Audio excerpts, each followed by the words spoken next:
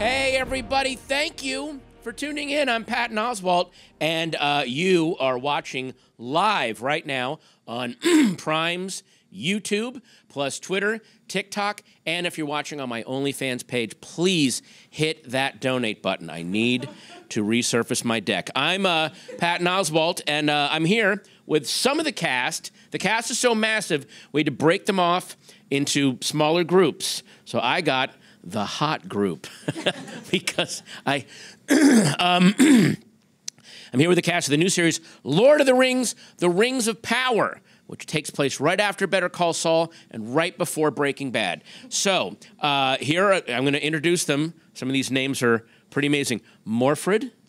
Not bad. Morfid. Morfid. Morfid. Okay, Morfid. It's Charlie. Charlie. God, these names are crazy. Cynthia, Tristan, Maxim, Lloyd, Emma, and Leon. All right. All 8 of these people just had their... Was this everyone's first Hall H experience? Yes. Wow. Yes, it was. Well, they've all talked to our post-crisis counselors, and they're hydrated, and they're ready to answer some questions. But first, I just want to get your reactions. How did it feel to be on stage in Hall H, watching the trailer for the first time and watching how the fans reacted to it, because it was pretty explosive? Very, very special. Am I talking into this? Yeah. You're talking to your mics. It was extraordinary. I mean, I've never been in an auditorium with that many people, that much. I mean, you could feel the vibe from the room. The bass was so loud on strong. all the clips. The boom, yeah. Wow. A little shell-shocked, I think. A little shell-shocked? Damn. Yeah, well, we're going to show you the trailer in a second, but that is a rich, chocolatey voice on that guy. I'm going to be going to him a lot during this. I've been eating a lot of chocolate in New Zealand. Yes, exactly. So let's let you guys watch what you didn't get to see in Hall H, the new trailer for Lord of the Rings, The Rings of Power. Wir dachten, der Krieg sei endlich vorüber. Heute beginnen die Tage des Friedens. Wir dachten, unser Glück würde ewig währen. Wir dachten, unser Licht würde nie erlöschen. Der Himmel ist eigenartig.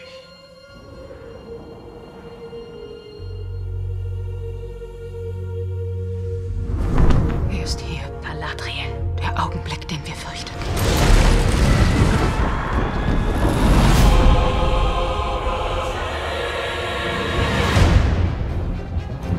Das Böse schläft nicht.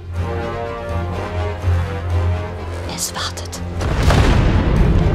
Jenseits der Dunkelheit verlockt es den Schatten, uns alle unter dem Berg zu begraben. Er hat nicht einen Namen, sondern viele.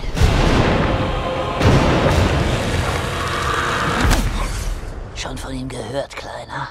Schon gehört von Sauron?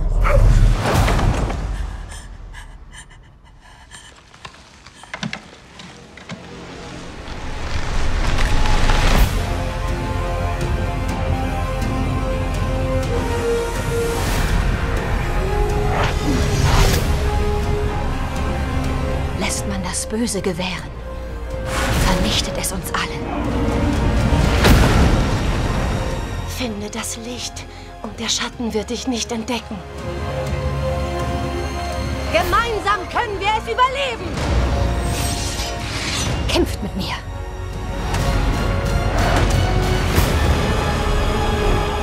Wir alle müssen entscheiden, wer wir sein wollen.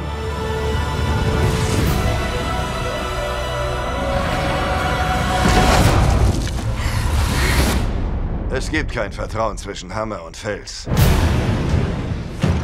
Irgendwann wird der eine oder der andere zerbrechen.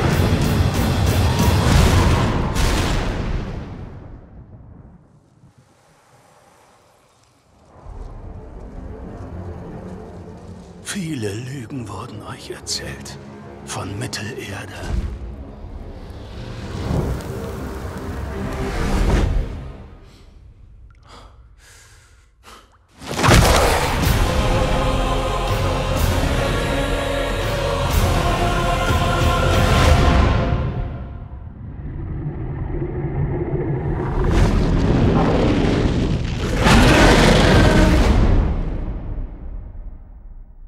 Okay, first off, it looks like you guys got put through the ringer physically. Did you guys show up thinking, oh, I'll be in front of a green blanket, they'll dangle a tennis ball in front of me? You guys are getting thrown in the water and falling up.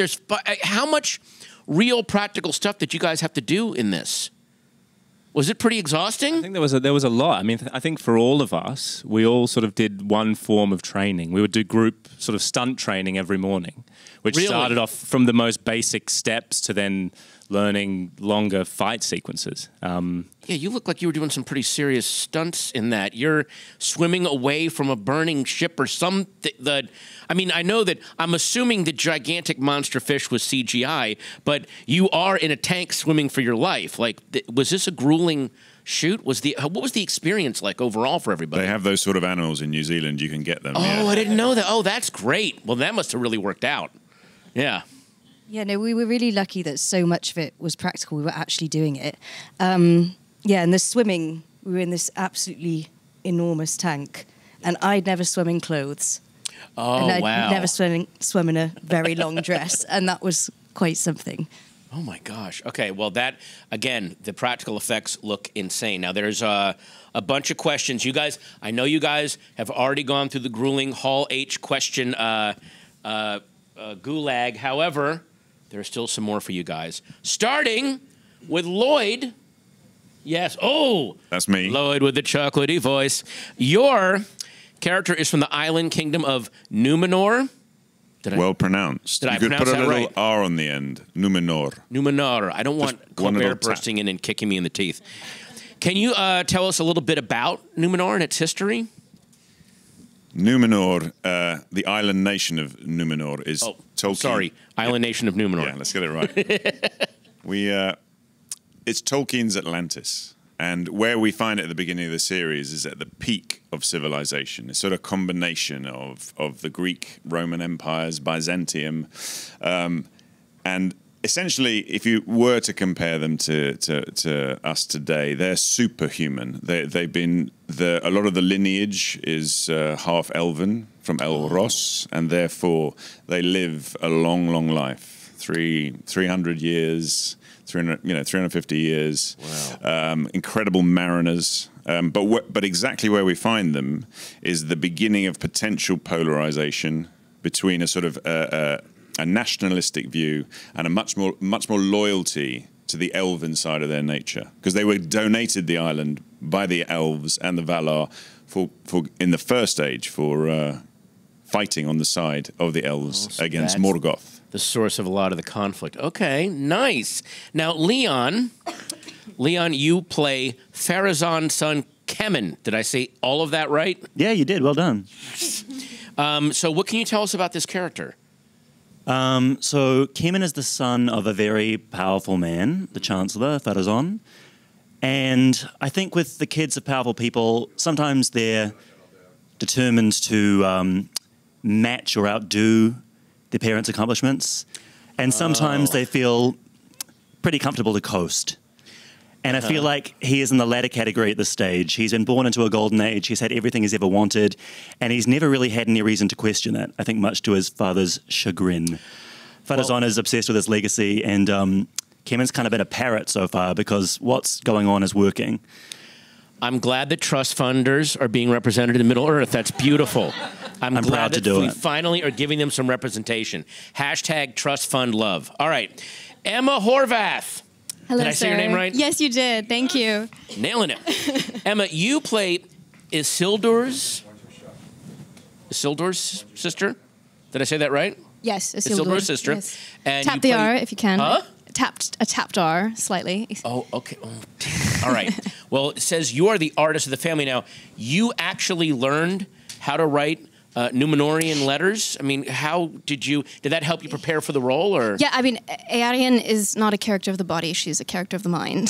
So my stunt was learning to draw with Daniel Reeve, who, if you don't know, he's a very talented calligrapher and graphic designer, and he created Bilbo Baggins's handwriting, and a lot of the maps and inscriptions, everything you see in the movies, he designed. And there's no Numenorian alphabet yet. We've never seen it, so he had to create it. Wow. And my character draws and writes quite a bit. So I would spend 3 hours a week with him, and I learned to write it, and I wrote everyone's name. Do you feel like you could write words now in Numenorian? Like you could actually write a sentence? Please don't make me do it. Okay, well, no, not now. That'll be for a future con when someone comes up and goes, excuse me, the curve on this letter is actually incorrect. And, you know, I don't want to put you through that now. It's coming, yeah. Yeah. Now, Tristan. Yes, sir. It gets pretty political on Numenor 2. So what can you tell us about your character, Pharazôn, and the role he plays in all of that? So, Pharazôn is consul to the Queen Regent, Queen Miriel. And he's also head of the guilds. So I guess he is a true servant of Numenor, and his job would be to marry the relationship between the working people of Numenor and the Regency. He's also one of the king's men, so Numenor, even though everybody seems to think that it's an island of, you know, it's a masterclass in social cohesion, there's actually cracks in the foundation. And you have a schism between the faithful, who celebrate and remember their elvish roots. They can speak Quenya. Yeah. They're okay with accepting. They're very attuned to the spirituality that comes with the acceptance of their own fate, which is death. And then on the other hand, you have the king's men, which are far more numerous in Numenor, of which Pharazôn is one. And so they want to dispense with the old elvish ways. So they want to speak Ardenaic, which is the language of men. And also as well, they haven't really addressed, you know, what had the gift of the Vala, you know, the gift of dying. They don't believe in that. So for them, it's life is now. You live for now, which makes them very innovative, very forward-thinking. They're modernists. But also as well, there's an existential dread at the kernel there. And I think you see that as well. You see the Numenorian psyche, I think, is embodied when you see Pharazôn, when you see the decadence and the, he's almost like a living statue, dare I say it myself. Yeah. You know, trying to see how he would, if he was to be carved out of stone, what would he look like? You know, and I think... Already thinking of his legacy. Yes, absolutely. Wow. Now, speaking of Numenor, Charlie Vickers, this is the first time that Numenor, as you said, Tolkien's Atlantis, has been seen on screen. So what was it like to be there on set? How extensive was the set? How much did they actually build that you could kind of react to and experience? It was massive. I think one of the most amazing things about working on a show like this is you can fully interact with the worlds that your character is living in. I remember getting there on our first day of Numenor, and it's a pretty simple scene where we get off a boat and walk up through a port. But just seeing the scale of what was in front of us was incredible. It was a fully interactive city with alleyways down to... It was like a practical set. You could go wander and get lost and things. And you could, there was details, like there were tiny little bits of incense burning in the alleyways and little herbs and flowers.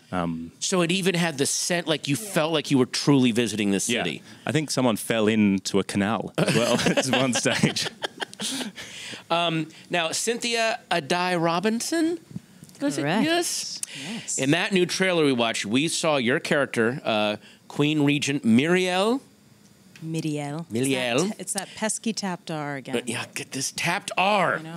Well, you say, it is here the moment we feared. That is an incredible line. And the trailer kind of stops for a second so that line can land. Can you tell us anything more about what that line means to Miriel without spoiling stuff? How much can you say about that? I know, we always feel like we have to speak in code a little bit. Yes, exactly. I know you're walking a tightrope right now. Yes. Well, definitely when viewers tune into the show, they will know exactly what it means. Okay. But I think, you know, in terms of where we find Queen Regent Miriel, there is that foreboding sense of, you know, something is about to happen, you know, that sense of worry. And so, you know, we see this civilization at its peak, but there are those sort of rumblings in the streets and just a sense of impending, you know, maybe it's doom, but just a sense that something is happening. And she's shifting. Wired into that. Very much so. Oh, wow. Yeah, but it is a great line. Yeah, it is. That's a really cool line. Now, Morfid, I wanted to ask you about this because there have been some, I've been walking around, and this has happened to other friends of mine who have done superhero films, fantasy series. There's been some stunning cosplay already for Galadriel. And I know that the fans are really excited to see you kind of step into the shoes. So these two questions: how was it preparing to take on such an iconic role? And this has happened to a couple of friends of mine. Have you seen any cosplays where you're like, oh, that costume's actually better than the one I wore? Like, that's happened to a couple of friends. Like, we should use that one. So what's that experience been like? It's been just a dream. You know, I grew up with these books and these stories, and definitely pretended to be like most of the characters in the films at different times. I think there's probably some embarrassing video footage of that somewhere. The cosplay is just incredible. And actually, when we were making Gladriel's armor, Kate Hawley, who designed it all, she loves all that stuff, and she was like, I'm going to make it difficult for them. I'm going to make them really like have to work. And so when I see this cosplay, I'm like, I know what a feat it is. And yet it's such an honor. Right. That's right, because they've got to build it. They've got to reverse engineer it from stills or like a 2-second clip. They've got to somehow try to put that together. Yeah, there was one person who made the armor just from an image, which just incredible. Okay, well, Maxim, you play the iconic Isildur. Oh, the which fans are very, very excited to see on screen. So what was that moment like when you learned that, oh, you got the role? Like, how did you feel? I was in a field in Croatia shooting another show, caked in blood, and my agent called me and was like... So hang on, you were shooting a show. You were shooting a different just in a field caked in blood. I was shooting a different show. Okay, good. Yeah. That's an important detail. Don't...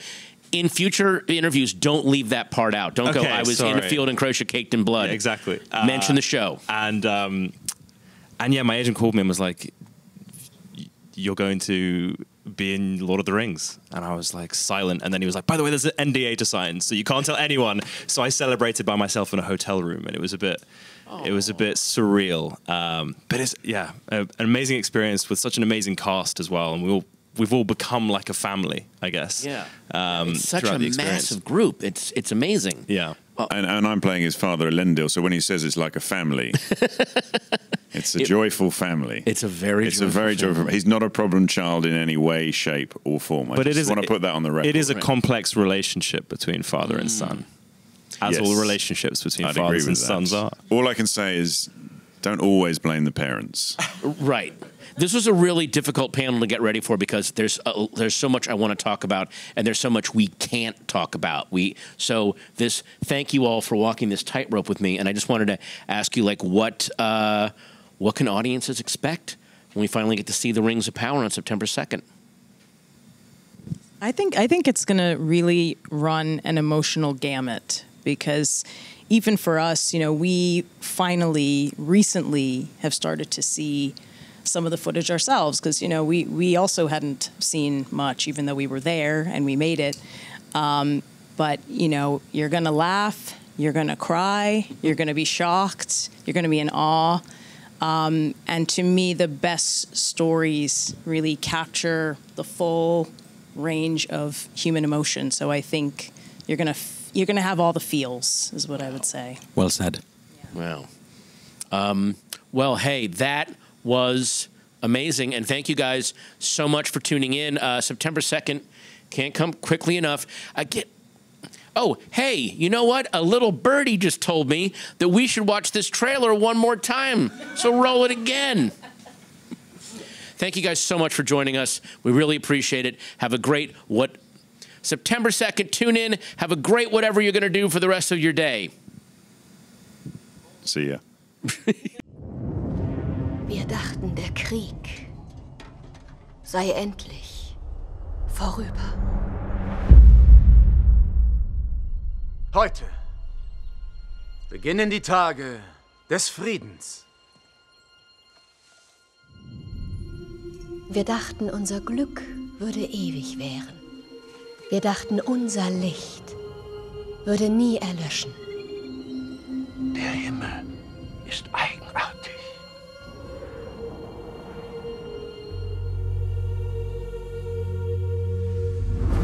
Er ist hier, Galadriel. Der Augenblick, den wir fürchten.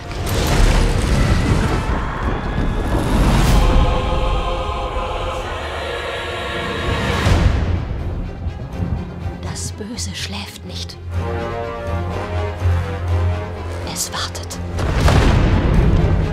Jenseits der Dunkelheit verlockt es den Schatten, uns alle unter dem Berg zu begraben. Er hat nicht einen Namen, sondern viele.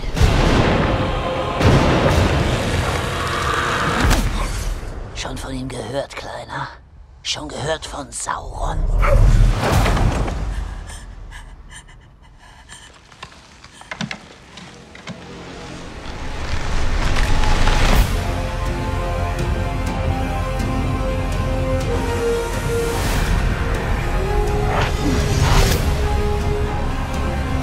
Lässt man das Böse gewähren, vernichtet es uns alle.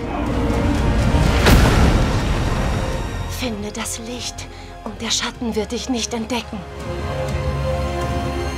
Gemeinsam können wir es überleben!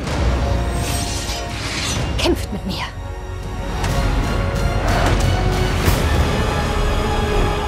Wir alle müssen entscheiden, wer wir sein wollen.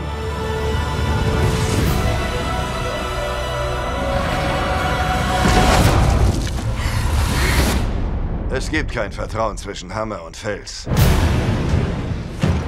Irgendwann wird der eine oder der andere zerbrechen.